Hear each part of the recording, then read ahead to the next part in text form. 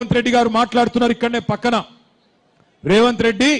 మాట్లాడుతున్నాడు ఇక్కడ మనకు బీజేపీకి ఏదో సంబంధం ఉందని అడ్డగోలు మాటలు మాట్లాడుతున్నాడు బీజేపీకి సంబంధం ఉన్నది ఎవరికో అందరికీ తెలుసు నీకు కాంగ్రెస్ తో ఉన్నది ఫేక్ సంబంధం నీకు బీజేపీ తో ఉన్నది పేగు బంధం అందరికీ తెలుసది తెలియదని రేవంత్ రెడ్డి గారు అనుకుంటా ఉన్నారు ఇంకా చాలా నికృష్టంగా మాట్లాడిండు నిన్న కుటుంబ విలువల గురించి మాట్లాడుతున్నాడు ఈయన బతుకున్నప్పుడు పిల్లనిచ్చిన మామ జైపాల్ రెడ్డి గారిని బండబూతులు తిట్టిండు రేవంత్ రెడ్డి ఇవాళ ఆయన కుటుంబం గురించి మాట్లాడుతున్నాడు ఇక సెటిల్మెంట్లు చేసేటోడు కూడా సెంటిమెంట్ గురించి మాట్లాడబట్టి ఏం చెప్పాలి మీకు నేను సెటిల్మెంట్లు చేసుకొని బతికే బ్లాక్ మెయిలరు సెంటిమెంట్ గురించి మాట్లాడుతూ ఉన్నాడు అందుకే నేను మిమ్మల్ని కోరేది కాంగ్రెస్ కు బుద్ధి చెప్తేనే 4 కోట్ల మంది తెలంగాణ ప్రజలకు లాభం అవుతుంది ఆయన నాకు తెలియక అడుగుతా ముఖ్యమంత్రి అంటే ఆయన వస్తే ప్రజలు ఏం ఆశిస్తారు ఏం చెప్తాడు మా కోసం కొత్త ఏదైనా పథకం చెప్తాడా ఏమైనా మంచి మాటలు చెప్తాడా అని చూస్తారు కానీ రేవంత్ రెడ్డి గారు ఏం మాట్లాడుతున్నారు లాగుల తొండలు వదులుతా నేను మీ గుడ్లు మీకు గోటీలు ఆడతా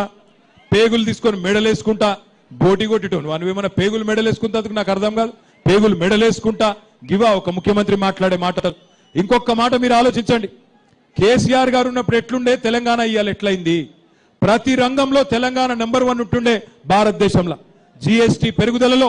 సంపద పెరుగుదలలో పర్ క్యాపిటా పవర్ కన్సంప్షన్ లో నంబర్ 1 తెలంగాణ కేసీఆర్ నాయకత్వంలో ఇవాళ ఏంది ఆఖరి స్థానానికి వెళ్ళిపోయినాం మొత్తం భారతదేశంలో 28 రాష్ట్రాలుంటే ఆఖరి ర్యాంకు రేవంత్ రెడ్డి గారి ఘనత రేవంత్ రెడ్డి గారి గొప్పతనం వల్ల రియల్ ఎస్టేట్ నాశనం వ్యాపారాలు నాశనం అందరి బిజినెస్లు దెబ్బతిన్నాయి రాష్ట్రం మొత్తం పరపతి డౌన్ అయిపోయింది ఏం మాటలు మాట్లాడుతున్నాడు ముఖ్యమంత్రి కష్టాలు ఉండవా ప్రభుత్వాలకు రాష్ట్రాలకు కష్టాలు వస్తాయి కానీ తట్టుకొని నిలబడాలి కేసీఆర్ గారు ఉన్నప్పుడు కరోనా రాలేదా కరోనా వచ్చినప్పుడు 2 ఏళ్లు మొత్తం కారోబార్ బంద్ అయింది 2 ఏళ్లు కారోబార్ బంద్ అయినా ప్రభుత్వానికి ఆదాయం లేకపోయినా రాష్ట్రానికి